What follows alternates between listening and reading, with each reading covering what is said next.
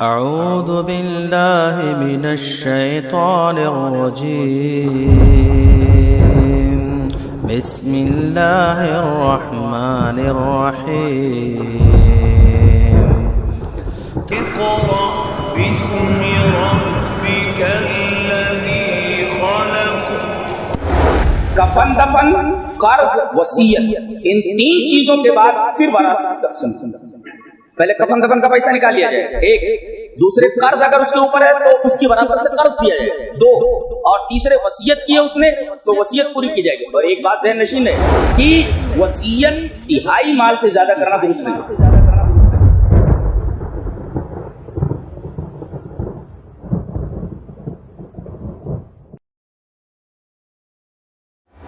ایمان والو، اکثر یہودیوں کے مولانا لوگ، یہودیوں کے علماء اور یہودیوں کے صوفی لوگ جو خانقاہوں میں بیٹھے ہوئے یہ لوگوں کا مال حرام طریقے سے، باطل طریقے سے کھاتے ہیں.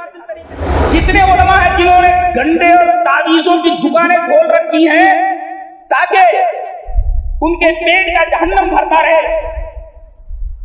اور کتنے مولوی ملا ہیں جنہوں نے دینداری کی آڑ میں دکانداری کرنی شروع کر دی. یہ وہی تھے جنہوں نے دینداری کی آڑ میں دکانداری شروع کر دی تھی. بہت سارے علماء ایسے ہیں، ان کی پراپرٹیاں دیکھو. اتخذوا احبارهم ورهبانهم اربابا من دون الله والمسيح ابن مريم وما أمروا إلا ليعبدوا إلها واحدا لا إله إلا هو سبحانه عما يشركون يريدون أن يطفئوا نور الله بأفواههم ويأبى الله إلا أن يتم نوره ولو كره الكافرون هو الذي أرسل رسوله بالهدى ودين الحق ليظهره على الدين كله وَلَوْ كَرِهَ الْمُشْرِكُونَ. السلام علیکم ورحمۃ اللہ وبرکاتہ.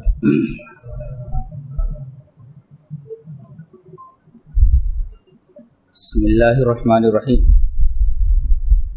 قرآن حکیم کے 10ویں پارے کی تفسیر کا خلاصہ پیش کیا جا رہا ہے.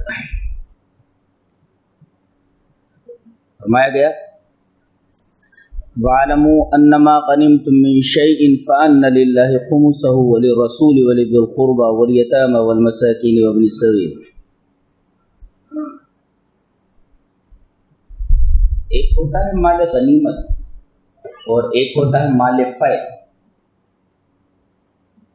مال کی دو قسمیں، مال غنیمت اور مال فیء.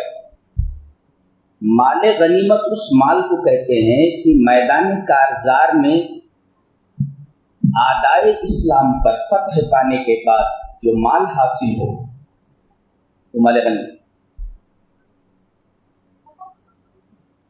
اور اعدائے اسلام سے بغیر لڑے جو مال حاصل ہو مال فیء.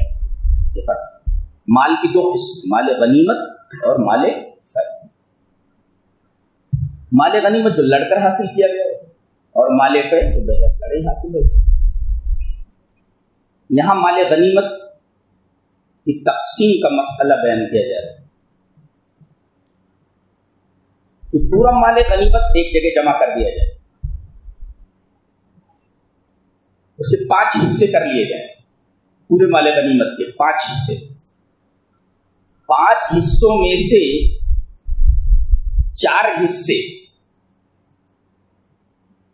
لشکر اسلام کے اوپر بانٹ دیے جائیں. اس طرح سوار کے 2 حصے، گھوڑے کا بھی حصہ لگتا ہے تو سوار کے 2 حصے اور پیدل کا 1 حصہ.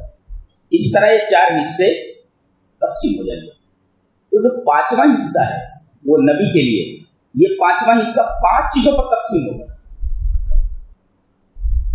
نہیں سمجھے؟ پورے مال غنیمت کو جمع کر دیا گیا, اس کے 5 حصے کر لیے گئے, 4 حصہ لشکر پر تقسیم کر دیا گیا, اس طرح کہ اگر گھوڑ سوار ہے تو گھوڑے کا ایک حصہ اور اس شہ سوار کا ایک حصہ, 2 حصے, اور اگر وہ پیدل لڑ رہا ہے تو اس کا ایک حصہ. تو یہ 4 حصے تقسیم کر دیے گئے لشکر پر. ایک حصہ جو بچا ہے 5واں, وہ 5واں نبی کو دے دیا جائے گا. اور یہ نبی کو جو 5واں حصہ دیا گیا ہے اس کے 5 مد ہیں, 5 حصے کیے جائیں گے. کیسے؟ ایک حصہ نبی کے گھر والوں کے لیے, نبی کے لیے اور گھر والوں کے لیے. وَاعْلَمُوا أَنَّمَا غَنِمْتُم مِّن شَيْءٍ فَأَنَّ لِلَّهِ خُمُسَهُ. 5 ویسے یہ نبی کے لیے ہوا. وَلِذِي الْقُرْبَى, نبی کے لیے وَلِذِي الْقُرْبَى وَالْيَتَامَى وَالْمَسَاكِينِ وَابْنِ السَّبِيلِ, نبی کے لیے, آپ کے رشتہ داروں کے لیے, یتیموں کے لیے, مسکینوں کے لیے اور مسافر کے لیے. یہ نبی کا جو حصہ ہے اس میں سے یہ 5 حصے کیے جائیں گے اور 5 اس کے مدات ہیں.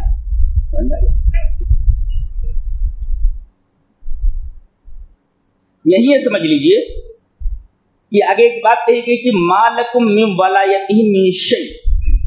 پہلے کیا ہوتا تھا, اگر کوئی مہاجر ہجرت کر کے اپنے شہر سے مدینہ آیا تو نبی کریم صلی اللہ علیہ وسلم اس کی مواخات کرا دیتے تھے. مواخات کا مطلب جو انصاری ہے اس مہاجر کا بھائی بنا دیا جاتا ہے.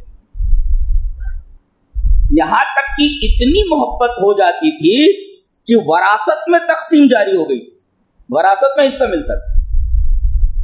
اس آیت کریمہ کے ٹکڑے نے اس حکم کو منسوخ کر دیا, کہا کہ مواخاتی بھائی کو وراثت سے حصہ نہیں ملے گا. ما لکم من ولایتہ من شیء منسوخ کر دیا گیا. اگر کوئی آدمی مر جائے تو کن کن لوگوں کو اس کی وراثت سے حصہ نہیں ملے گا؟ اس کو کہتے ہیں موانع ارث. موانع ارث, مرنے والے کی وراثت سے کن کن لوگوں کو حصہ نہیں ملے گا؟ 4 ہیں. ایک تو قاتل, اگر کوئی آدمی قاتل ہے تو اس کے باپ کی وراثت سے اس کو حصہ نہیں ملے گا. ایک. دوسرے, اختلاف دین, باپ غیر مسلم ہے, لڑکا مسلمان ہو گیا, اب غیر مسلم باپ کی وراثت سے کس مسلمان بچے کو حصہ نہیں ملتا, اختلاف دین کی وجہ سے وراثت تقسیم نہیں ہوگی. 2. اور تیسرے, ولد الزنا, لڑکا زنا سے پیدا ہوا ہے تو وہ جس نے زنا کیا ہے اس کی وراثت سے اس لڑکے کو حصہ نہیں ملے گا, ماں کی وراثت سے اس کو حصہ ملے گا. جو وہ 3. اور چوتھے, غلامی. آقا اگر مر گیا تو اس کا وارث غلام نہیں. یہ موانع ارث 4. آدمی مر گیا تو ترکہ تقسیم کیسے ہوگا؟ 3 چیزوں کے بعد. 3 چیزوں کے بعد جیسے اللہ اور اس کے رسول نے بتایا ہے ویسے ہی تقسیم کرنا, لیکن 3 چیزوں کے بعد. کفن اور جو قرض ہے اور پھر وصیت. کفن دفن, قرض, وصیت, ان 3 چیزوں کے بعد پھر وراثت تقسیم ہوگی. پہلے کفن دفن کا پیسہ نکال لیا جائے گا, 1. دوسرے, قرض اگر اس کے اوپر ہے تو اس کی وراثت سے قرض دیا جائے گا, 2. اور تیسرے, وصیت کی ہے اس نے تو وصیت پوری کی جائے گی. اور ایک بات ذہن نشین ہے کہ وصیت 1/3 مال سے زیادہ کرنا درست نہیں. اگر اس نے 1/3 مال تک کیا ہے تو وراثت پوری کی جائے گی, اس کے بعد وارثین میں اس کا حصہ تقسیم کیا جائے گا. کیا قوانین اللہ, پورے مسائل حیات کو کور کر لیا. اس کے بعد بدر کا واقعہ بیان کیا جا رہا ہے, اس لیے کہ جو سیاق ہے وہ اسی جنگ ہی کا ہے. نبی کریم صلی اللہ علیہ وسلم 313 یا ایک روایت کے مطابق 309 لے کر کے اب میدان بدر پہنچ گئے. میدان بدر پہنچ گئے, سامنے مشرکین کا لشکر ہے, مکہ والوں. نبی کریم صلی اللہ علیہ وسلم نے دیکھا, اس لیے کہ آپ تو وہیں کے تھے, ہر ایک سے ملنا جلنا تھا, ہر ایک کو آپ نے دیکھا تھا, کون کتنا بہادر ہے, کون کتنا تلوار باز ہے, اور کتنا بڑا شمشیر زن ہے. سارے کے سارے لوگ آ گئے. اللہ کے رسول نے دیکھا، فرمایا لقد اخرجت مکہ افلاز کبدھا، آج مکہ نے اپنے کلیجے کے ٹکڑوں کو باہر نکال دیا ہے، سارے کے سارے لوگ آ گئے۔ لقد اخرجت مکہ افلاز کبدھا، آج مکہ نے اپنے کلیجے کے ٹکڑوں کو باہر نکال دیا، سارے شمشیر زن، سارے بہادر لوگ وہ سب میدان میں آ گئے، اس لیے کفر کی شان و شوکت توڑ دی ہے ان بے سر و سامان 313 مسلمانوں کے ذریعے۔ وہ ہاتھ ہی نہ رہیں جو تلوار اٹھا سکے، کفر کی طاقت توڑ دی جائے، اور وہ بھی 313 بے سر و سامان مسلمانوں کے ذریعے۔ لوگ سو گئے، رات میں نبی کریم صلی اللہ علیہ وسلم نے خواب دیکھا، خواب صبح بیان ہوا، خواب کا تذکرہ یہ ہے، فی منامک قلیلا، فی منام، منام مانے نیند، نیند میں آپ نے خواب دیکھا، وہ خواب صبح بیان کیا مسلمانوں سے کہ میں یہ دیکھ رہا ہوں کہ کفار کا لشکر بہت کم ہے۔ یہ خواب آپ نے اس وجہ سے بیان کیا، حالانکہ وہ لوگ ان سے ڈبل ٹربل تھے۔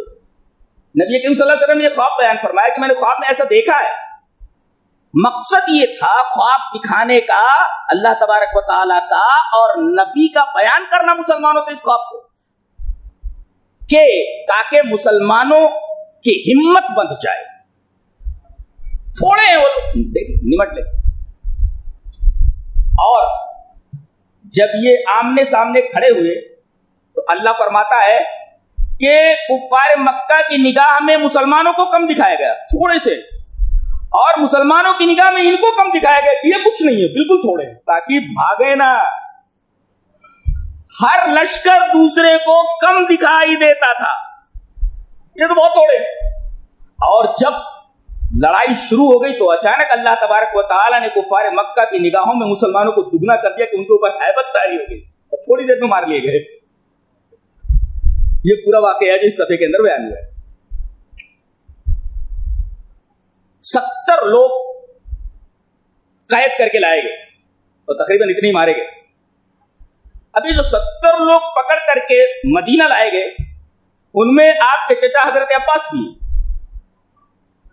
لوگوں نے ان کی جو مشکل تھی وہ ذرا کس دی تھی، زیادہ ٹائٹ ہو گئی تھی، جس رسی سے باندھا گیا تو ذرا ٹائٹ ہو گئی، کرا ہے۔ نبی کریم صلی اللہ علیہ وسلم رحمۃ اللہ علیہ وہ بار بار آپ حجرے سے باہر آتے، باہر سے حجرے میں تشریف لے جاتے، ایک اضطراب کی کیفیت تھی۔ جو نگرانی پر مقرر تھے سپاہی، انہوں نے آپ کا اضطراب دیکھا، پریشانی دیکھی، آگے بڑھ کر کے پوچھا کہ اللہ کے رسول آپ کچھ پریشان دکھ رہے ہیں، آپ حجرے میں جاتے ہیں، حجرے سے باہر تشریف لاتے، پھر حجرے میں چلے جاتے۔ کہا کہ مجھے عباس کی کرا سونے نہیں دے رہی ہے، اگر مناسب سمجھو تو ان کی مشکل ڈھیلی کر دو۔ اللہ، دشمنوں کے ساتھ ایسا سلوک۔ کہا کہ اللہ کے رسول جیسا آپ پسند فرمائیں۔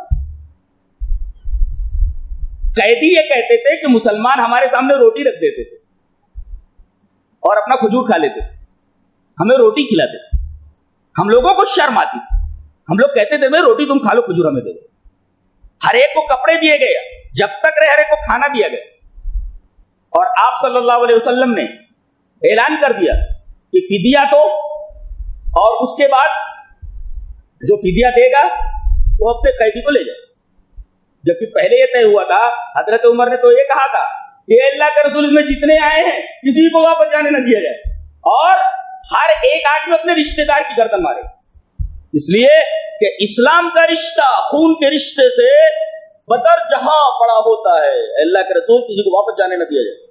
حضرت صدیق نے اس کو پسند نہیں فرمایا، خود نبی کریم صلی اللہ علیہ وسلم چونکہ رحمت اللہ علیہ نے آپ نے پسند نہیں فرمایا۔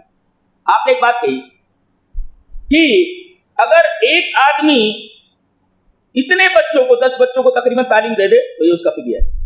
اس میں ایک نکتہ یہ ملا کہ اگر کوئی غیر مسلم ہے تو اس سے تعلیم حاصل کرنا جائز ہے، یہ نکتہ ملا۔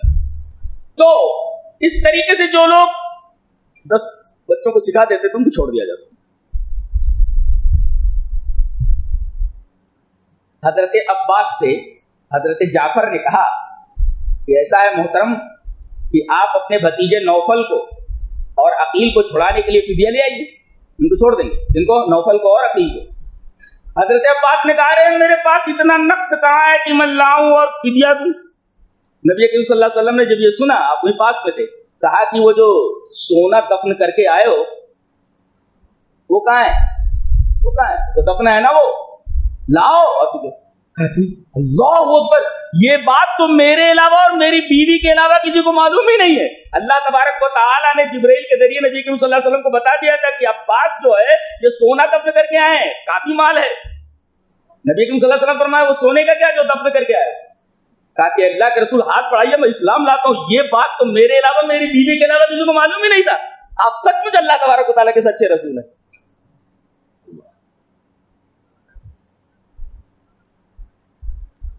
یہ بدر کا. اس کے بعد مقابلہ جب ہو تو کیفیت کیسی ہونی چاہیے، انداز کیا اس کا فرمایا گیا یا ایھا الذین آمنوا اذا لقیتم فئۃ فاثبتوا واذکروا اللہ کثیرا لعلکم تفلحون. فرمایا گیا ایک تو فثبتوا ثابت قدم رہو، اور اس میں فثبتوا عام ہے، ثابت قدمی بھی ہے ثابت قلبی بھی ہے. آپ کا قدم بھی ثابت رہے اور آپ کا دل بھی ثابت رہے. ارے آپ کا دل ثابت نہیں رہے گا تو آپ کا قدم بھی ثابت نہیں رہے گا. تو ثبوت میں ثبوت قدم کے ساتھ ساتھ ثبوت قلب بھی داخل ہے، اس لیے کہ دل ثابت نہ ہو تو پیر تو اکھڑ جائیں گے نا، پیر ثابت کیسے رہے گا. اور ثبوت قدم کے لیے ضروری ہے ثبوت قلب، دل ثابت ہونا، کب پیر ثابت رہیں گے. اور دل ثابت رہنے کے لیے وذکر اللہ، اللہ کا ذکر ضروری ہے، اس لیے کہ اللہ نے فرمایا الا بذکر اللہ تطمئن القلوب. دل جو مطمئن ہوتے ہیں وہ اللہ کے ذکر سے ہوتے ہیں. تو وذکر اللہ، اللہ کا ذکر کرو تاکہ تمہارا دل ثابت رہے، اس کی وجہ سے تمہارا قدم ثابت رہے. یہ تین چیزیں، ثبوت قدم، ثبوت قلب اور ذکر اللہ. اور وَأَطِیعُوا اللَّهَ وَرَسُولَهُ، ڈسپلن. ڈسپلن اللہ اس کے رسول جو بولے ویسا ہی کرنا ہے، ڈسپلن ہونا جنگ کر. چار چیزیں. اچھا اس کے بعد کہا گیا کہ کون کون سی چیزیں نہیں ہونی چاہیے. فرمایا گیا وَلَا تَنَازَعُوا، آپس میں جھگڑا مت کرو، اختلاف مت کرو.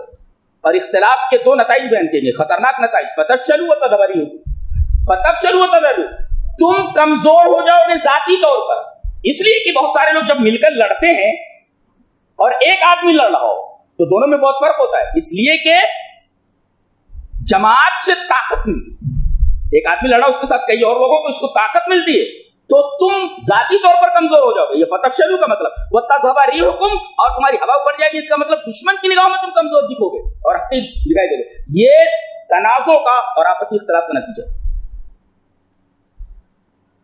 اور اس کے بعد بتایا گیا کون سا ایسا نسخہ اپناؤ کہ اختلاف ہو ہی نہ. تو بتائے گا وَاصْبِرُوا، صبر کرو. کوئی ایک رائے دے رہا ہے، آپ نے ایک رائے دی لیکن آپ کی رائے کو قبول نہیں کیا گیا، صبر کیجیے، مشورہ دیجیے، مشورہ لادیے نہیں. ہم لوگ کیا کرتے ہیں، اختلاف کیا ہوتا ہے، مشورہ دینے کے بعد مشورہ لادنے لگتے ہیں. نہیں، یہی چلے گا، اختلاف نہیں ہوتا. مشورہ دیجیے، مشورہ لادیے نہیں، اختلاف ہوتا ہے. اور پھر آگے فرمایا گیا وَلَا تَكُونُوا كَالَّذِينَ خَرَجُوا مِن دِيَارِهِمْ بَطَرًا وَرِئَاءَ النَّاسِ وَيَصُدُّونَ عَن سَبِيلِ اللَّهِ. اس طرح نہ نکلو جیسے اللہ کے نافرمان نکلتے. غرور، اس کا مطلب لڑنا، بہادری دکھانا نہیں ہے. اسلام میں بہادری دکھانا مقصد نہیں ہے ایک، اور دوسرے ریا الناس، لوگوں کو دکھانا مقصد نہیں ہوتا. وَيَصُدُّونَ عَن سَبِيلِ اللَّهِ، اللہ کے راستے سے روکنا نہیں ہوتا بلکہ اللہ کے راستے پر لانا مقصد ہوتا ہے. یہ ہوتا ہے لڑائی کا مقصد. اللہ. اس کے بعد یہ کہا گیا کہ جنگ نہیں ہوتی. لوگ یہ سمجھے تھے کہ بھئی قافلہ جس کو بچانے کے لیے ہم لوگ نکلے تھے، مقصد حل ہو گیا، واپس چلنا چاہیے. ابو جہل لڑ گیا اور لوگوں نے یہ کہا کہ ہم لوگ لڑیں گے، لیکن زیادہ تر لوگ لڑنے کے موڈ میں نہیں تھے، مشرکین کے. اب یہ شیطان سوراقہ ابن مالک کی شکل میں آتا ہے، بوڑھا بن کر کے، اور کہتا ہے بچوں گھبراؤ نہیں، میں تمہارے ساتھ ہوں اور میں اچھا مشورہ دے رہا ہوں، مٹھی بھر ہے، ان کو آج اسی میدان میں ختم کر دو. یہ بڈھا برابر دکھتا رہا، رات بھر یہ دکھا. جب میدان کارزار گرم ہوا تب یہ الٹے پیروں بھاگا. نقص علی عقبیہ، یہ اپنے پیروں کے بل گھوما اور بھاگنے لگا. لوگوں نے کہا حضرت آپ کہاں جا رہے ہیں؟ کہا میں جو دیکھ رہا ہوں وہ تم نہیں دیکھ رہے ہو. انی اری ما لا ترون، میں جو دیکھ رہا ہوں وہ تم نہیں دیکھ رہے ہو. انی اخاف اللہ، اب بولنا میں اللہ سے ڈرتا ہوں، اس لیے کہ فرشتوں کو اترتا ہوا دیکھ لیے تو جانتا تھا نا فرشتے کون ہے، انہیں کے درمیان تو رہتا تھا. کہنے لگا میں جو دیکھ رہا ہوں وہ تم نہیں دیکھ رہے ہو، میں تو اب چلا نقصا علاقے. اس طرح شیطان کا کام یہ ہوتا ہے سولی پر چڑھا دیتا اور کہتا ہے میں بری ہوں تم سے. اللہ یہ کہا پھانسی پر لٹکا دیتا اور بھاگ لیتا وہاں سے. تو شیطان کے حربے سے آگاہ رہو. یہ بہت خطرناک ہستی ہے. یہ آدمی کو پھانسی کے تختے پر لے جاتی ہے اور وہاں سے بھاگ لیتی ہے. تو جان تیرا کام جانے. اس کا ایک لیکچر ہے شیطان کا, وہ 13ویں پارے میں ہم بحث کریں گے انشاءاللہ. اس کے لیکچر پر بحث کریں گے جی. تو پھر اس کے بعد اللہ تبارک و تعالیٰ نے ارشاد فرمایا کہ وَلَوْ تَرَىٰ إِذْ يَتَوَفَّى الَّذِينَ, جب اللہ تبارک و تعالیٰ اپنے فرشتوں کو بھیجتا ہے نافرمانوں کی جان نکالنے کے لیے, تو ان کے چہروں کے اوپر مارتے ہیں. یضربون وجوہہم وادبارہم, پیٹھ پر بھی مارتے ہیں اور چہرے پر بھی مارتے ہیں. یہ چہرے پر مارنا اور پیٹھ پر مارنا اس سے کیا مطلب؟ بتایا جاتا ہے کہ چہرے پر مارنے کا ایک مطلب تو سچ میں مارتے ہیں, پیٹھ کے اوپر مارتے ہیں, چہرے کے اوپر مارتے ہیں, حقیقت میں مارنا. اور ایک مطلب امام رازی نے بتایا چہرے پر مارنے اور پیٹھ پر مارنے کا کیا مطلب.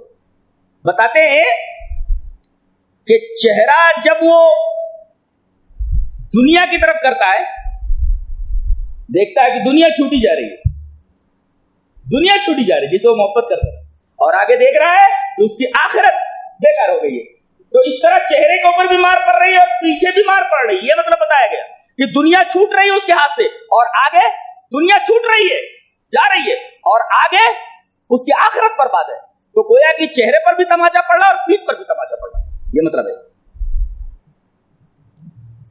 اس کے بعد ایک بات فرمائی گئی کہ بلا وجہ مسلمانوں کو جھگڑا نہیں کرنا چاہیے, لڑنا نہیں چاہیے. اگر لڑائی بھی ہو جائے تو فوراً سلوح کر لو اگر سامنے والا سلوح کرنے پر آمادہ ہے تو. ہاں یہ بتایا گیا کہ بیجا لڑائی کرنا یہ مسلمانوں کا شیوا نہیں ہے. وہی جرح الاسلام میں فجنا رہا, اگر سامنے والا صلح کے اوپر تیار ہوتا ہے تو تم بھی صلح کے لیے تیار ہو جاؤ.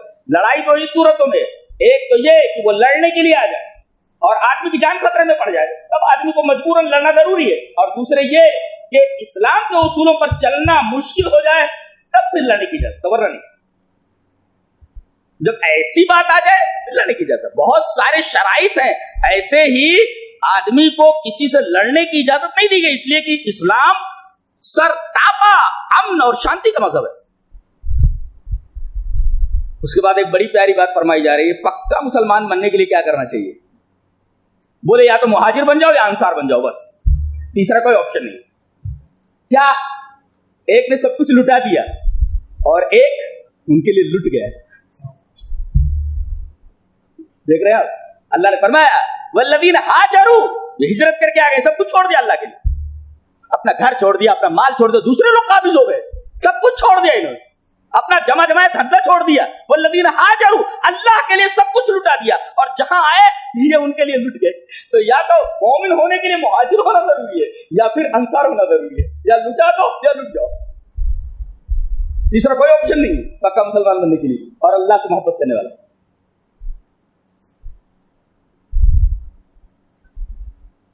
آگے سورہ بارات ہے, اس میں بسم اللہ نہیں, وجہ یہ بتائی جا رہی ہے کہ ایسے ہی نازل ہوئی, جسے یہ پتا چلتا ہے کہ قرآن جوں کا تو محفوظ ہے. جہاں بسم اللہ لکھی گئی ہے وہاں بسم اللہ ہے, اور جہاں بسم اللہ نہیں ہے وہاں نہیں لکھی گئی ہے. یہ سب سے بہتر جواب ہے. کیا کہ سورہ بارات کے شروع میں بسم اللہ کیوں نہیں ہے, اس لیے کہ ایسے ہی نازل ہوئی ہے, جوں کا تو قرآن محفوظ ہے. یہ دلیل ہے اس پر.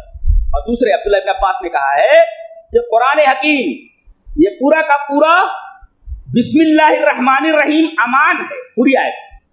اور اس سورہ کریمہ میں اللہ کے نافرمانوں کا امان ختم کر دیا گیا ہے, لہذا بسم اللہ اس سورہ کریمہ کے اندر نہیں رہے گی. اس لیے بسم اللہ امان کے لیے ہے, اور اس سورہ کریمہ میں ان کا امان ختم کر دیا گیا, اس لیے کہ انہوں نے عہد توڑ دیا تھا, اور عہد توڑنے کی وجہ سے وہ معاہدہ ختم ہو گیا تھا. اور عرب لوگ جب معاہدہ ختم کرتے تو بسم اللہ کہیں نہیں لکھتے, بسم اللہ نہیں لکھتے, یا معاہدہ ان لوگوں نے توڑا.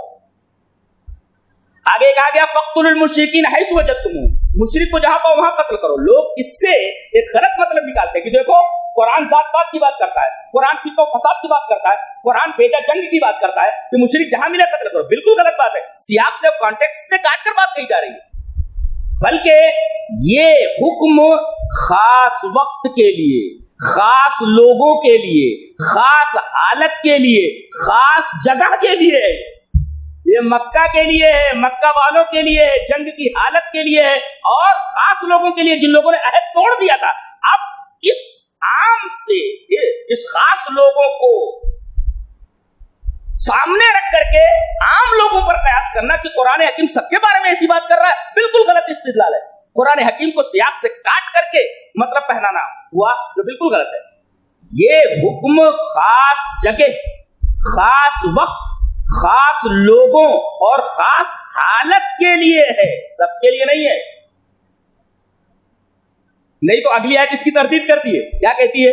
وَإِنْ أَحَدٌ مِّنَ الْمُشْرِكِينَ فَاجِرُوا حَتَّى يَسْمَعَ كَلَامَ اللَّهِ، اگر فساد میں کوئی مل جائے، جنگ کی حالت میں کوئی مل جائے اور وہ لڑ نہ رہا ہو تو اس کو کیا ہے اپنے پاس لا کر کے رکھو اور پوری حفاظت کے ساتھ اس کو مامن تک پہنچا دو، مامن امن کیمپ تک پہنچا دو، مامن مانے امن کیمپ، ثم ابلغوا ما من اللہ۔ اگر ایسا ہوتا کہ جہاں پاؤ قتل کرو تو اس آیت کریمہ کا کیا مطلب ہے؟ یہ آدمی تو مل گیا ہے اور یہ مسلمان نہیں ہے اور مسلمانوں کو مل گیا ہے، لیکن یہاں مارنے کا حکم نہیں دیا جا رہا ہے، اس کو امن کیمپ تک پہنچا دو ورنہ اپنے پاس رکھو تاکہ وہ اللہ کا کلام سنے، حتی یسمع کلام اللہ۔ اس پر ایک واقعہ یاد ہے دور فاروقی کا، کیا واقعہ ہے۔ ابو موسیٰ اشعری غالباً اس لشکر کے کمانڈر ہیں اور خوستان کے خے باؤ سین تے الف نون، خوستان ایک ایریا ہے، تو وہاں کے قلعے کے اوپر مسلمانوں نے حملہ کیا، ان لوگوں نے قلعہ بند کر لیا اور اندر محصور ہو گئے، لیکن تھوڑی دیر کے بعد دیکھا گیا کہ قلعے کا گیٹ انہوں نے کھول دیا اور آرام سے گھوم رہے ہیں۔ مسلمانوں نے پوچھا یہ کیا ہے؟ بولے مسلمانوں نے ہمیں امان دے دیے، اب آپ ہمارے ساتھ کوئی برا سلوک نہیں کر سکتے۔ ارے بولے امان کس نے دیا؟ ہمارے کمانڈر نے۔ کیا؟ ابو موسیٰ سے پوچھا گیا تو کمانڈر ان چیف تو انہوں نے کہا میں نے تو امان نہیں دیا ہے۔ پوچھا گیا کس نے امان دیا ہے؟ کہا کہ ابو موسیٰ اشعری کے غلام نے دیا ہے۔ بولے غلام نے؟ بولے غلام کی امان نہیں مانی جاتی۔ مسلمانوں نے کہا اس کے امان کی کوئی اہمیت نہیں ہے، مسئلہ مختلف بھی ہو گیا، لکھ کر کے حضرت عمر کے پاس بھیجا گیا مدینہ، وہاں سے جواب یہ آیا کہ مسلمانوں کا غلام بھی مسلمان ہے اور اس کی امان سب کے لیے امان ہے۔ اللہ اکبر! اگر اسلام کے سائے میں کوئی آ گیا ہے تو غلام کی بھی حیثیت، اس کی زبان کی وہی اہمیت ہے جو ایک عام مسلمان کی ہے۔ اگر غلام نے امان دے دی ہے تو وہ امان سب کی طرف سے ہے، لہذا سب کو امان دے دی۔ یہ خوستان کا بات ہے۔ وَإِنْ أَحَدٌ مِّنَ الْمُشْرِكِينَ اسْتَجَارَكَ کی تفسیر میں بعض مفسرین نے یہ واقعہ نقل فرمایا۔ اس کے بعد ایک بڑی پیاری بات فرمائی جا رہی ہے، جبکہ اللہ کی ہر بات پیاری ہے، کہ معاشرتی زندگی کو کامیاب بنانے کے دو نسخے ہیں، دو اصول ہیں۔ معاشرتی زندگی یہ ہماری سماجی زندگی، سماجی زندگی سوشل لائف کو گزارنے کے لیے اور بہتر بنانے کے لیے دو نسخے، ایک تو علن اور دوسرے ذمتن۔ علن اور ذمتن، لا يرقبون فی مؤمن الا ولا ذمہ۔ یہ الا کیا ہوتا ہے؟ الا الف لام دیر لام دو پیش لن، علن، یہاں چونکہ مفعول بھی واقع ہے لہذا حالت نصب میں، تو لا يرقبون فی مؤمن الا ولا ذمۃ۔ علم کا کیا مطلب ہے؟ رشتے داروں کے حقوق کا پاس و لحاظ۔ آپ اپنی بہنوں کو دیکھیں، آپ اپنے رشتے داروں کو دیکھیں، بھائیوں کو دیکھیں، سب کو دیکھیں، رشتے داریوں کا پاس و لحاظ یہ ایک بنیاد ہے معاشرتی زندگی کی بہتری کے لیے۔ اور دوسرے زبان کا پاس، آپ اگر کسی کو عہد دے دیں، قول و قرار دیں تو اس قول و قرار کو جان دے کر بھی پوری کریں۔ اگر یہ دو چیزیں آدمی اپنا لے تو سماجی زندگی بہتر ہو جائے، اس لیے کہ عہود اور مواثیق اور قول و قرار دوسروں سے متعلق ہے، اور یہ باہمی جو ایک دوسرے کی مدد ہے رشتہ داروں کے ساتھ، یہ ظاہر ہے کہ آدمی کی ذات سے متعلق ہے۔ تو آدمی ان دونوں چیزوں کو اگر پیش نظر رکھ لے تو الحمدللہ اس کی سماجی زندگی پوری کی پوری جنت نظیر بن جائے۔ اس کے بعد فرمایا گیا کہ مسجد کیسے بنانا، مسجد کے متولی کیسے ہونا، مسجد میں کوئی آتا ہے تو اس کا کیا ہے۔ حضرت ابو سعید خدری رضی اللہ تعالیٰ عنہ سے روایت ہے کہ اذا رأيتم الرجل يعتاد في المساجد فاشهدوا له بالایمان، اگر کسی آدمی کو دیکھتے ہو کہ مسجد میں برابر آتا جاتا ہے تو کم سے کم اس کے ایمان کی گواہی دو کہ یہ ایمان والا ہے، مسلسل آتا جاتا ہے۔ تو مسجد میں آنے جانے والے کے بارے میں اللہ کے رسول نے کہا اس کے ایمان کی گواہی دے. یہ ہے مسجد میں آنے کا ثواب. اچھا مسجد کون لوگ بنائیں؟ بتایا گیا انما یامر مساجد اللہ من آمن باللہ والیوم الآخر واقام الصلاۃ وآتى الزکاۃ ولم یخش الا اللہ. جس کے اندر 5 صفتیں ہوں.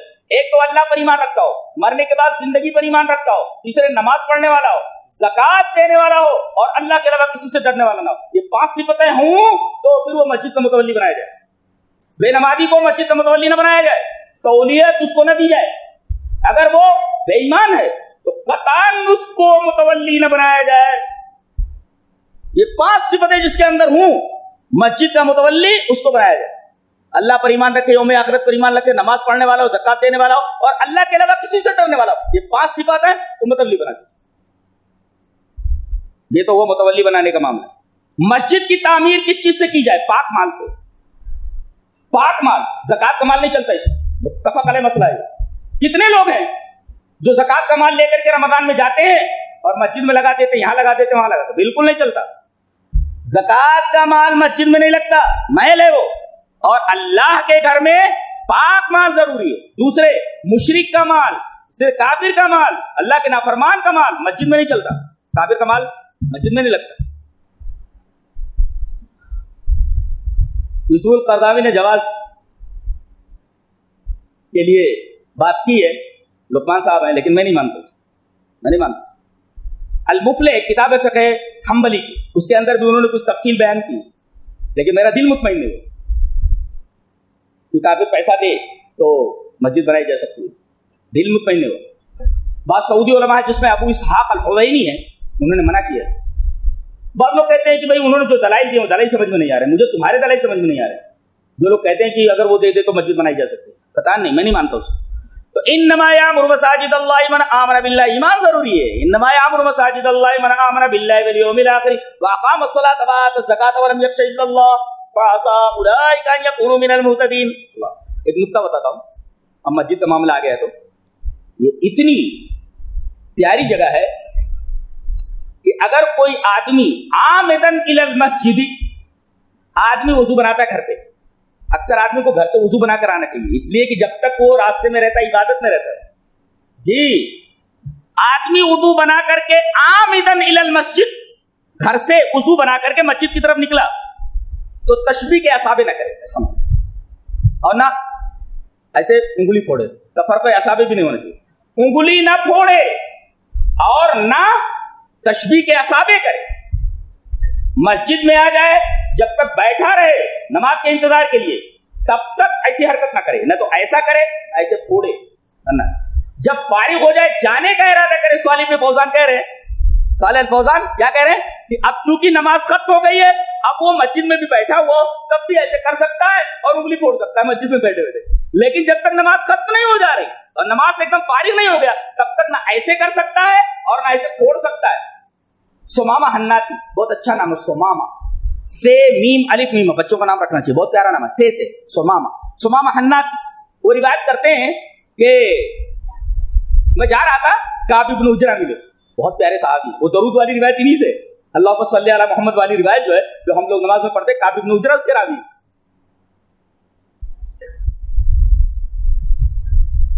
راستے میں ملے, دیکھا, بولے کہاں جا رہے ہو؟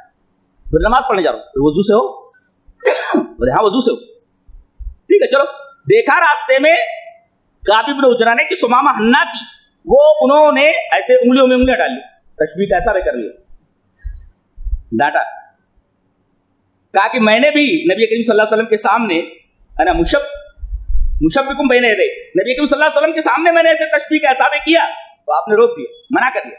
کہا کہ تم جب تک نماز سے فارغ نہ ہو لو, گھر سے چلو مسجد میں آؤ, جب تک نماز سے فارغ نہ ہو تشبیہ کے اصابع مت کرو اور انگلیاں مت پھوڑو, اس لیے کہ تم اس وقت تک نماز میں ہو, چاہے بیٹھے انتظار کرتے رہو نماز میں, نماز کا ثواب تمہیں مل رہا ہے. ہاں نماز ختم ہو گئی, اب جانے کا ارادہ ہے, تو امام بخاری باب باندھ رہے, باب تشبیہ الاصابع فی المسجد, مسجد میں تشبیہ کرنے کا باب. یہ بھی بہت بڑا فقیر ہے, کیا عجیب بات ہے. اللہ, نماز سے فارغ ہو گئے, اب آپ مسجد میں بیٹھ کر کے انگلیوں میں انگلیاں ملا سکتے ہیں, تشبیہ کے اصابع کر سکتے ہیں اور انگلیاں پھوڑ سکتے ہیں.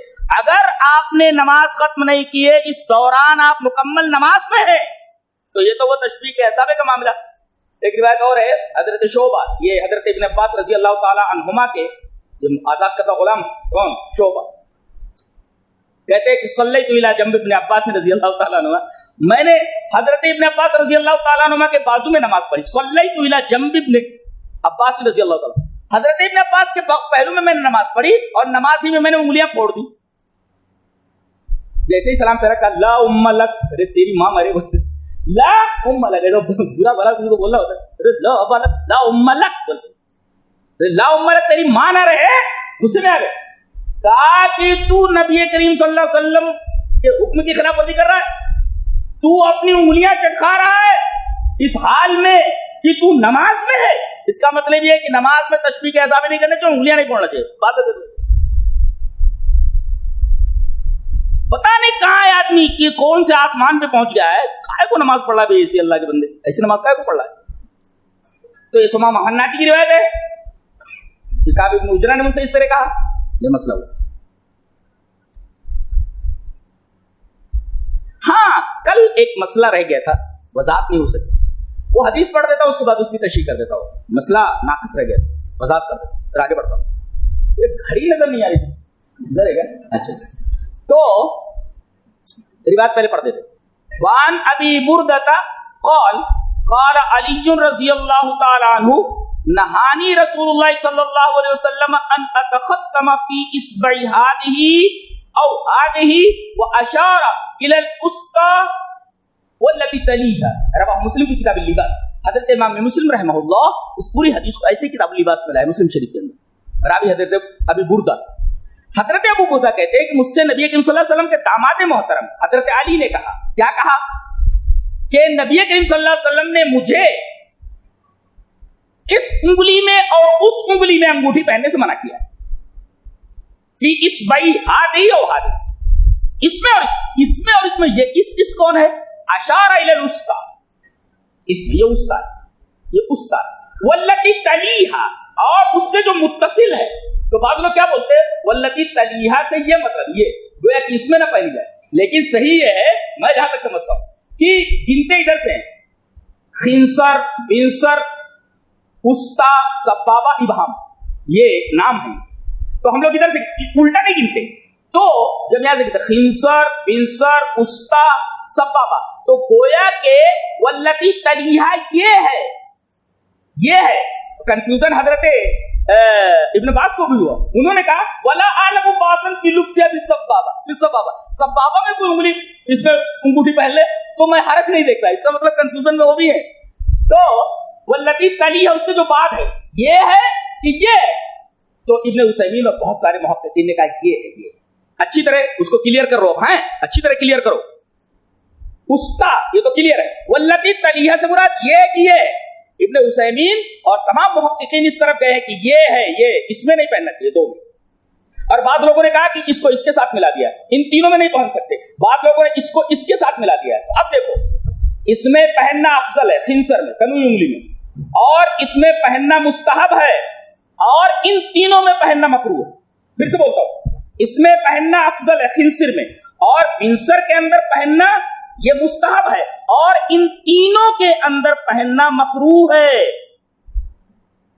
سمجھ میں آیا جی؟ یہ اچھی طریقے سے ذہن نشین کی جائے، اور داہنے ہاتھ میں چاہے پہن لیں چاہے بائیں ہاتھ میں پہن لیں، اور یہ مردوں کے لیے ہے، مردوں کے لیے، عورتوں کے لیے ہے کہ وہ کسی بھی انگلی میں پہن سکتی ہیں۔ یہ ابن عثیمین اور دیگر تمام محققین کا فیصلہ ہے اور ان کا مسئلہ ہے۔ یہ کلیئر ہوا؟ اب کلیئر ہوا۔ ایک مسئلہ اور اس کو کلیئر کر لیں، اس مسئلے میں ایک اور مسئلہ، ایک مسئلے میں ایک اور مسئلہ ہے۔ پہلا مسئلہ یہ ہے کہ عورت، بھائی ہمارے گھر میں ایک بیٹی ہے میری، اب وہ کہیں جا کر کے دعوت دینا چاہتی ہے، تقریر کرنا چاہتی ہے، تو بغیر محرم کے جا سکتی ہے؟ یہ ایک مسئلہ ہے۔ جواب اس کا یہ ہے کہ اتنی دور تک وہ جا سکتی ہے جسے سفر نہیں کہا جا سکتا، جیسے یہاں سے ٹولی چوک، یہاں سے جو ہے سکندرآباد، اس کو ہم لوگ سفر نہیں بولتے۔ تو اگر یہاں تک چلی جائے بغیر محرم کے تو جائز کسی کام سے۔ اتنا سمجھ میں آیا؟ جسے ہم سفر نہیں کہتے. جیسے یہاں سے محبوب نگر جانا ہے ہم سفر کہتے ہیں اس کو, کرنول جانا ہے سفر کہتے ہیں, نہیں جا سکتی وہ بغیر محرم کے, بغیر محرم کے نہیں جا سکتی وہ, حرام ہے جانا اس کے لیے.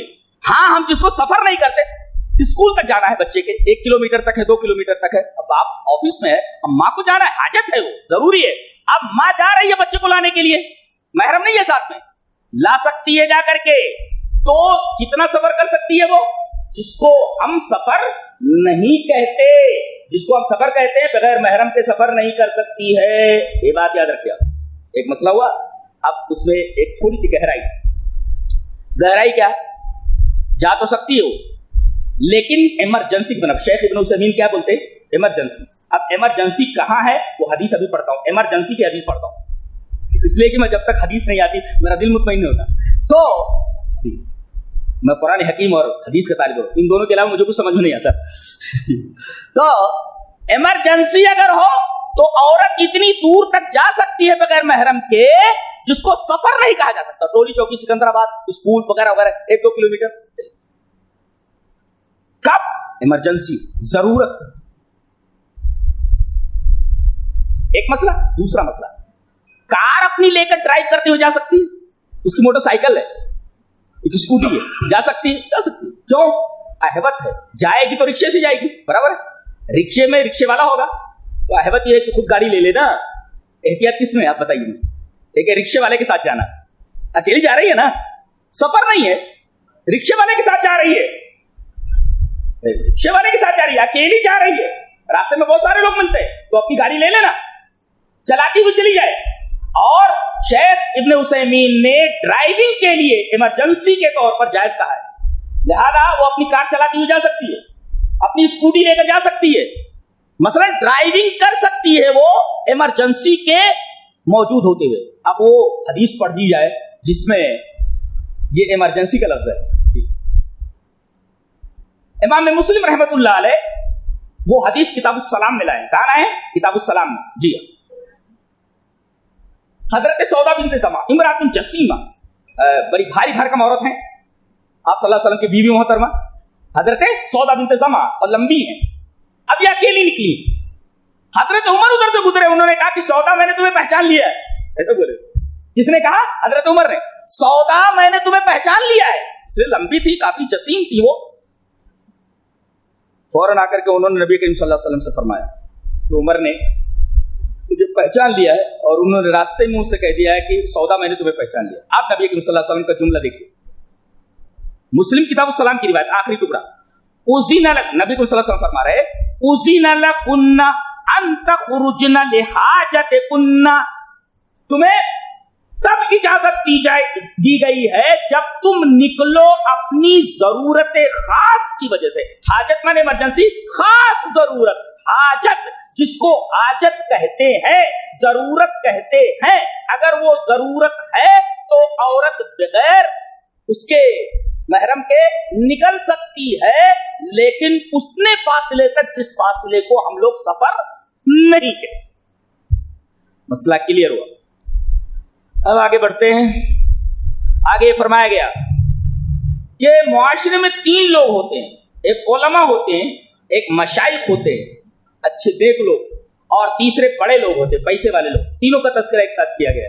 فرمایا گیا یا ایھا الذین آمنوا ان کثیرا من الاحبار والرہبان لیاکلون اموال الناس بالباطل.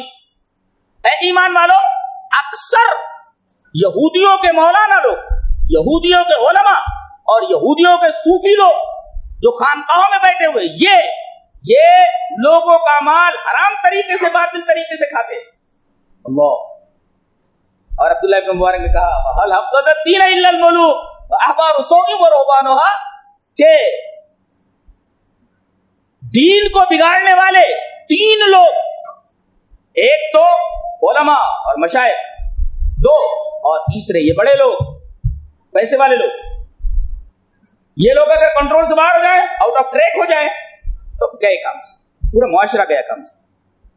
علماء کس طریقے سے باطل طریقے سے مال کھاتے تھے, آج دیکھ لو, انہیں کے نقشے قدم پر چل رہے سب. کیا آج دیکھو مولوی, ملا اور پیروں کو کہ انہوں نے बुजुर्गों के नाम पर, उनके नजरो नियाज के नाम पर कैसे कैसे खड़ाक फैला रखे ताकि उनके पेट का कारोबार चलता रहे। कितने उलमा हैं जिन्होंने गंडे और तावीजों की दुकानें खोल रखी हैं ताकि उनके पेट का जहन्नम भरता रहे। और कितने मौलवी मुल्ला हैं जिन्होंने दीनदारी की आड़ में दुकानदारी करनी शुरू कर दी है। ये वही थे जिन्होंने दीनदारी की आड़ में दुकानदारी शुरू कर दी थी। बहुत सारे उलमा ऐसे हैं, इनकी प्रॉपर्टियां देखो, हम लोग तो कलंदर हैं, फकीर हैं, हम लोग कुछ नहीं हमारे पास। क्या प्रॉपर्टीज इनकी देखो, इनसे पूछो ये प्रॉपर्टीज तुम्हें क्यों बनाई है? अल्लाह तबारक व तआला का इसका क्या जवाब है तुम्हारे? 10 लड़के नहीं होते मदरसे में, ऐसा मालूम होता है जामिअतुल अज़हर खोल के बैठे, और ये बेवकूफ अवाम, इनका हाथ ये है 1 लाख रुपया ले लो, पकड़ पकड़ कर मुझसे दिखवा देते हैं। ठीक है, अभी नहीं है ना आपके पास, लिखवा दीजिए, कुछ बाद में दे। आपका माल है, अच्छा माल है, आप क्यों ऐसी गलत जगह पर दे? हाँ, कहते हैं कि भाई तस्दीक है, तस्दीक की भी तस्दीक की जाए, इसलिए कि तस्दीक में 200 रुपए मिल रही।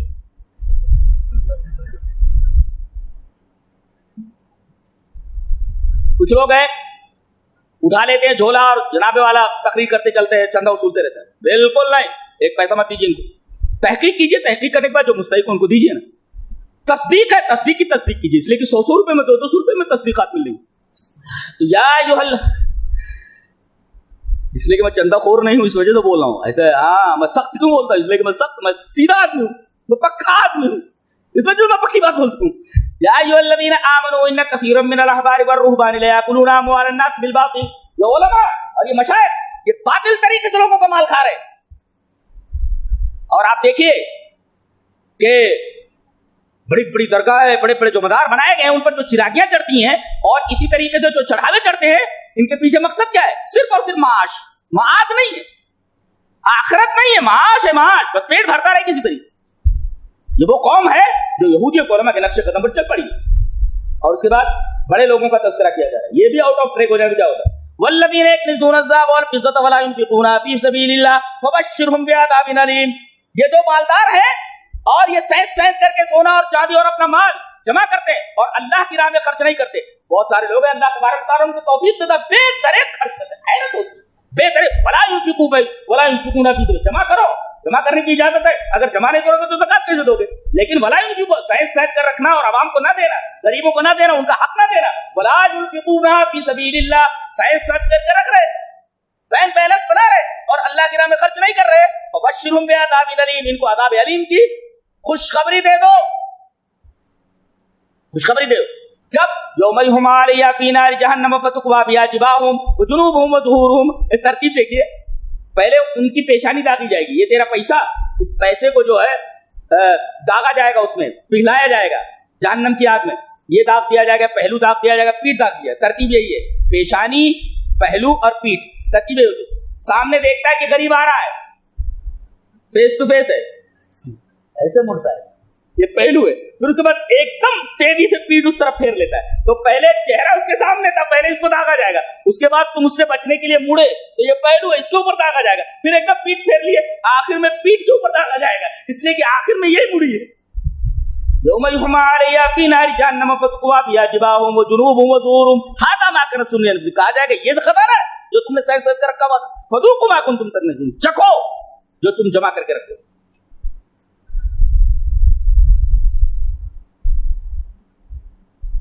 उसके बाद ज़कात का बयान है।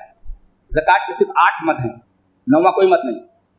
इन्नमस सदक़ातु लिल फ़ुक़राइ वल मसाकीन वल आमिलीना अलैहा वल मुअल्लफ़ति क़ुलूबुहुम व फ़िर रिक़ाबि वल गारिमीन व फ़ी सबीलिल्लाह। ये व फ़ी सबीलिल्लाह व फ़ी सबील 8 मद्दात हैं, 9वां कोई मद नहीं। फ़ुक़रा, फ़क़ीर, अल्लज़ी ला माल लहू, जिसके पास कोई माल ना हो। मिस्कीन, माल तो हो, कमा लेता हो, मगर 100 रुपया कमाता है रिक्शे के जरिए और खर्चा है 200, ये मिस्कीन है। फकीर तो उसके पास कुछ है ही नहीं, और मिस्कीन है, काम करता है मगर बकदरे कफाफ नहीं कमा पाता, पूरा नहीं पड़ता, ऐसा आदमी भी ज़कात का मुस्तहिक़ है। और तीसरे, अभी नव मुस्लिम हुआ है, उसको काम पर लगा दो, ज़कात के माल से लगाओ ताकि वो जमा रहे। यारों मददगार कैसे छोड़ देंगे आप? वो फिर रकाब, پہلے گردنیں آزاد کی جاتی تھی غلاموں کی، آج یہ مد ہے کہ اگر کوئی ہمارا بھائی، ہمارا کوئی بیٹا اگر بلا وجہ سے پولیس پکڑ کر کے لے گئی، اسی طریقے سے وہ جیل میں ہے، کسی طریقے سے آپ وہ پیسہ دے کر کے وکلا کو لگا کر کے چھڑوائیے، آپ ان کو بیگنا ثابت کیجیے. یہ پھر رقاب میں آیا. تو انما الصدقات للفقراء والمساکین والعاملین علیہا، اور زکات کا جو کام کرتے ہیں ان کو بھی دیا جائے. انما الصدقات للفقراء والمساکین والعاملین علیہا، اس پر کام کرنا. والمؤلفۃ قلوبہم، تعریف قلب کے لیے جو ابھی نو مسلم ہوا. وفر رقاب، گردنیں آزاد کرنا. والغارمین، قرض دار ہے تو جاتا قرض میں ڈوبا ہوا ہے، آپ اس کا قرض اتار دیجیے زکات کے مقصد. وفی سبیل اللہ وابن السبیل، اللہ کی راہ میں. اللہ کی راہ میں وہ ایک مد تھا جب لوگ جنگ کے لیے جاتے. اب اس کے لیے یا اسکول اللہ بلا پتہ نہیں کہاں فٹ کر دیا لوگوں نے. ٹھیک ہے، کچھ لوگوں نے اس کو جائز کہا ہے، ٹھیک ہے آپ دے دیجیے، اس کو مانتے ہیں آپ اس کو مت. وہ ایک الگ ایک مت تھا. وہ اپنی سبیل، اور یہ مسافر، کوئی مسافر آیا ہے آپ زکات کے مال سے اس کو دے دو. یہ 8 مد ہے. ایک صاحب نے ایک مسئلہ پوچھا کہ کیا زکات کے مال سے قبرستان کی دیوار بنائی جا سکتی؟ میں نے کہا بالکل نہیں. بولے کیوں؟ اس لیے کہ میں نے کہا کہ 8 مد میں سے نہیں ہے، 8 مد میں سے نہیں ہے جی، 8 مد میں سے نہیں. اور اسی طریقے سے آپ 8 مد دیکھ لیجئے، کوئی بھی سوال آیا بتا دیجیے کہ زکات دینا ہے کہ نہیں دینا ہے. صدقہ آپ غیر مسلم کو دے سکتے ہیں، زکات نہیں دے سکتے آپ، اس لیے کہ 8 مدوں میں سے کوئی مد نہیں ہے اس کے لیے جی. اچھا، زکات کتنی دینا؟ زکات کتنی دینا؟ اگر آپ کو کھیتی میں زکات دینا ہے تو میں نے بتایا 5 وسق از اکول ٹو 750، 750 کلو. 10واں دینا ہے 20واں دینا؟ بارانی پانی ہو تو الگ، ٹیوب ویل سے ہو تو الگ، بتا دیا گیا. ہاں، کوئی عورت ہے اس کے پاس کچھ سونا تھا 7.5 تولہ، 85 گرام سونا تھا اس کے پاس، لیکن غریبی میں پریشان ہو کر کے اس نے رہن رکھا ہوا ہے، رہن ہے، تو کیا اس میں سے زکات نکالنا؟ نہیں. جس سال چھڑائے گی وہ اسی سال 1 سال کی زکات نکالنا، اس لیے کہ وہ اس لیے کہ زکات دینے کے لیے ملکیت تامہ ضروری ہے. ملکیت تامہ کا وہ تو اس کے پاس ہے نا، میں اس کا مالک کہاں ہوں، وہ تو میں نے رہن رکھا ہوا ہے، مجبوری ہے میری، ملکیت تامہ نہیں. اسی طریقے سے آپ نے کسی کو 5 لاکھ روپیہ قرض دے رکھا ہے، 1 لاکھ روپیہ قرض دے رکھا ہے، اور آپ کو 2.5% کے حساب سے نکالنا ہے. تو قرض کی 2 صورت ہے، جب چاہوں میرا دوست ہے، جب چاہوں تب لے سکتا ہوں، تو ہر سال اس کی زکات نکالی. لیکن ایسا ڈھیٹ اور بے شرم قسم کا ہے کہ قرض لے لیا ہے لیکن دینے کے لیے تیار نہیں، اور وہ چپل گھسا دے رہا ہے اور دے نہیں رہا ہے، ٹال مٹول کر رہا ہے. تو ایسا قرض دار جو ٹال مٹول کر رہا ہے، آپ کے پیسے نہیں دے رہا ہے، چونکہ ملکیت تامہ نہیں ہے، لہذا آپ ہر سال کی زکات نہیں نکالیں گے. جس سال وہ دے دے گا اس سال 1 سال کی زکات نکال دے رہا ہے. پروویڈنٹ فنڈ کی زکات اسی طریقے کی جی. اچھا، ایک نقطہ اور بتانے جا رہا ہوں، بہت اہم ہے. عام زکات کے مسائل تو آپ جانتے ہیں، ایک مسئلہ آپ کو معلوم نہیں، کیا؟ پلاٹ کی زکات. اموال کی 2 قسمیں، اموال سائلہ اور اموال مستثمرہ. اموال سائلہ کا مطلب جو آپ کے پاس ہے آپ کی تجوری میں، دیٹ از کالڈ اموال سائلہ. اور ایک اموال مستثمرہ جو انویسٹڈ ہے، which is invested، جو لگا ہوا کاروبار میں. آپ ایک پیسہ آپ کے پاس ہے جو آپ کی تجوری میں ہے، آپ کے پاس ہے کیش، جس کو کیش بولو، آپ کے پاس پیسہ کیش ہے، یہ اموال سائلہ ہے، 2.5% کے حساب سے نکالیے. اور ایک پیسہ اموال مستثمرہ انویسٹڈ ہے، آپ نے اسے پراپرٹی میں لگا رکھا ہے، زمینات میں لگا رکھا ہے. اب اس پلاٹ کی زکات کیسے نکالنا ہے؟ شیخ عثیمین، شیخ بن باز، 99% علماء اس طرف ہیں کہ ہر سال اس کی قیمت لگائی جائے. کون سی قیمت؟ قیمت فروخت، جو آپ بیچ رہے ہو وہ قیمت، جو آج کی قیمت ہے، پریزنٹ جو قیمت ہے، وہ لگا کر کے آپ 2.5% کے حساب سے نکالیے. لیکن علامہ البانی اس سے بالکل الگ ہے، اللہ اکبر. اور ان کے دلیل کو ہم پسند کر رہا ہے، اس لیے کہ ان کے پاس دلائل ہے، 8 دلیلیں دی ہیں اور سب کے دلائل کا رد کر دیا. اور جہاں تک غور کریں گے آپ، امام بخاری رحمۃ اللہ علیہ بھی علامہ البانی کے ساتھ ہیں، 8 دلائل دیے. کہا کہ آپ پلاٹ میں ما تجود بہ نفسک، جو آپ کا دل چاہے نکال دو. آپ پلاٹ بیچ رہے ہیں نا، پلاٹ آپ کا بکا، اب ما تجود بہ نفسک، جو آپ کا دل چاہے دے دو. دل چاہے کا مطلب یہ ہے کہ آپ نے 1 کروڑ کی بیچی ہے تو آپ 2,000 دے رہے ہو، یہ غلط ہے. 10,000 دے دو، 15,000 دے دو، 20,000 دے دو، ایسا دے دو. ما تجود بہ نفسک، جو آپ کا دل چاہے وہ نکال دو. یہ کس کی دلیل ہے؟ یہ حضرت علامہ البانی کی دلیل ہے. تو پلاٹ کے بارے میں یہ مسئلہ ہے ان کا. اب प्लॉट बेचे, जब बेचेंगे तब आपके दिल में जो आए आप अपनी समझ से अच्छा दे दो, अच्छा दे दो। माँ ज्यादा युद्ध का मतलब अच्छा कर देना। माँ तजूद भी जयीद उसी से जयीद पर उम्दा, तो माँ तजूद भी नफ्स उम्दा दे दो। 1 करोड़ में 2000 ये उम्दा नहीं है, ये उम्दा नहीं है। 15-20 हजार दे दो, 1 लाख रुपया दे दो, ऐसा। माँ तजूद भी नफ्स, ये अल्लामा अलबानी का है। इसके बारे में, इस माल के बारे में, प्लॉट के बारे में जैसा बेहतर है। और 8 दलाइल उन्होंने दिए और एक नुक्ता पेश किया उन्होंने कुरान हकीम के 21 से दूसरे पारे में, या अय्युहल्लज़ीना आमनू अनफिकू मिन तय्यिबाति मा कसबतुम, ऐ ईमान वालों खर्च करो अपनी उस पाक कमाई से जो तुमने कमाया है। कमाई के ऊपर है, कस्ब के ऊपर है। कस्ब, अब आपने बेचा, अब कस्ब आपने किया तो कितना, मा तजूदु बिही नफ्स, जितना आपने कस्ब किया है। इमाम बुखारी रहमतुल्लाह अलैह की दलील भी लाए हैं वो।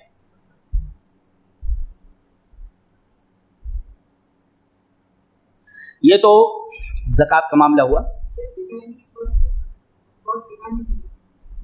तब तक पड़ा रहने दीजिए आप। हाँ, जब बिके जी पड़ा रहने दीजिए आप, जब बिके आप दे दीजिए। 10 साल के बाद आप दे दीजिए। माता जुदू भी नफ्सु जी, माता जुदू भी नफ्सु, यह अल्लामा अलबानी का फतवा है।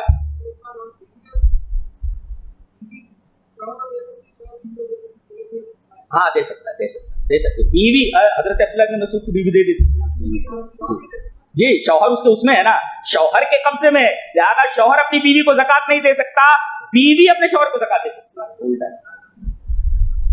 अब आगे एक वाक़या बयान किया जा रहा है, इस्तग़फिर लहुम औ ला तस्तग़फिर, ये बहस सुनने जैसी जो कुरान हकीम की है, गजब की बहस है।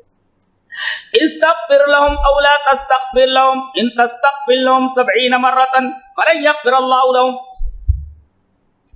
पस मंज़र इस आयत करीमा का बैकग्राउंड ये कि अब्दुल्ला इब्न उबई मुनाफिक मर गया, उसके बेटे जो हैं अब्दुल्ला, ये मुसलमान साहबी, मर गया। अब आए, कहा कि अल्लाह के रसूल एक रिक्वेस्ट, तो बोलो, कहा कि अल्लाह के रसूल अपना कुर्ता मुबारक दे दे। तो क्या करेगा, वो उनको पहना दूंगा, ठीक दे दे। फिर थोड़ी देर बाद कहा कि अल्लाह के रसूल एक और दरखास्त, क्या, कहा कि नमाज जनाजा चल के पढ़ती, ठीक है आता हूं।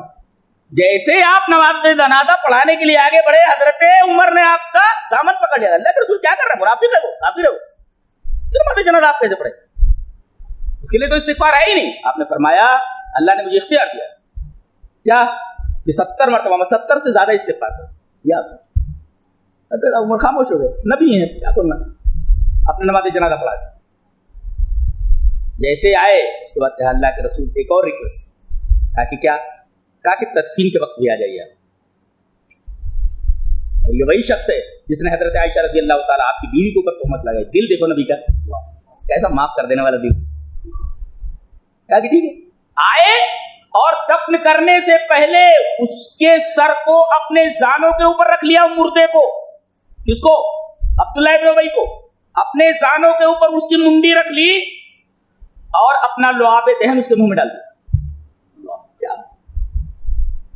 कुर्ता दे दिया, कुर्ते के साथ क्या है, और नमाज जनाजा पढ़ा दी। नबी ने इस्तिगफार किया उसके लिए।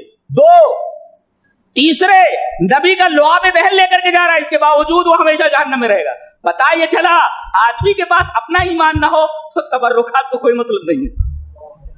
ये प्यारा इस्तिदलाल, आदमी के पास अगर अपना ईमान ना हो तो ये मुँह मुबारक, ये नाले मुबारक, ये नबी का बाल, ये नबी का नाल, और इसी तरीके से नबी का नक्शे कदम, ये सारी चीजें बेमाना है, कोई मतलब नहीं। ये देखिए, ये नबी का कुर्ता लेकर जा रहा है, नबी का लुआब दहन मुंह में लेकर के जा रहा है, नबी ने इसकी नमाज जनाजा पढ़ाई, इसके बावजूद नहीं बख्शा गया। पता ये चला, आदमी के पास अपना ईमान और अमल ना हो तो नबी की दुआ और नबी का लिबास और नबी का लुआब भी उसे जन्नत में नहीं पहुंचा सकता। कहां है आप, कौन सी सिफारिश की बात करते हैं आप? ईमान और अमल होना, एक नुक्ता ये मिला। और दूसरे तबर्रुक का जहां तक सवाल है, तबर्रुक के बारे में एक नुक्ता हमेशा याद रखें कि हम तबर्रुक बेआसारिल अंबिया के कायल हैं, उसके अलावा तबर्रुक बेआसारिल औलिया के हम लोग कायल नहीं।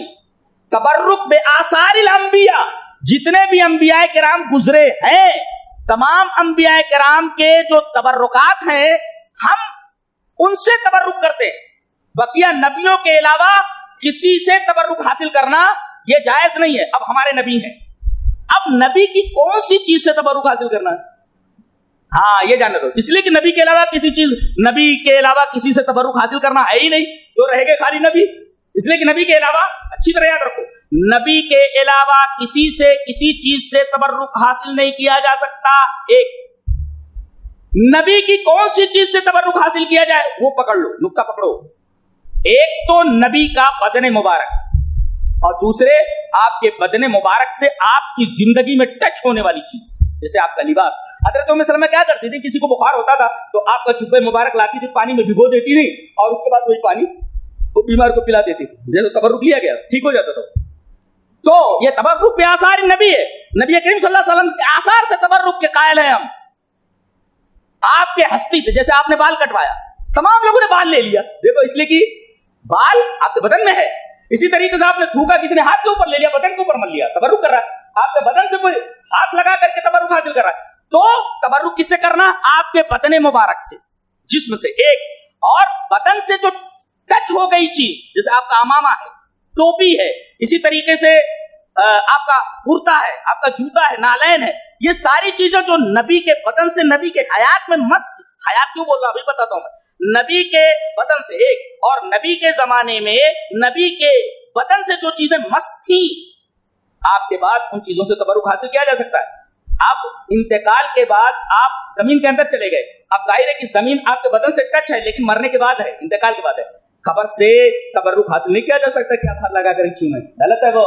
इसलिए कि तबर्रुक पे आसार नबी के इस तरह कायल है, आपके बदन मुबारक से जिंदगी में, और आपके बदन से टच होने वाली चीज आपके दुनिया से जाने के बाद, अब कोई चीज टच हो रही है तो उससे तबर्रुक नहीं किया जाएगा। जाहिर है कि आपको कब्र में रखा गया, जमीन टच है आपके बदन से, और अंबिया के अजसाद को मिट्टी तो खाती नहीं है, तो गोया कि आपके बदन से वो मिट्टी मस है, फिर भी आप कब्र से तबर्रुक हासिल नहीं कर सकते, इसलिए कि इंतकाल के बाद ये कब्र मस हुई आपके बदन से, जिंदगी की बात होती है।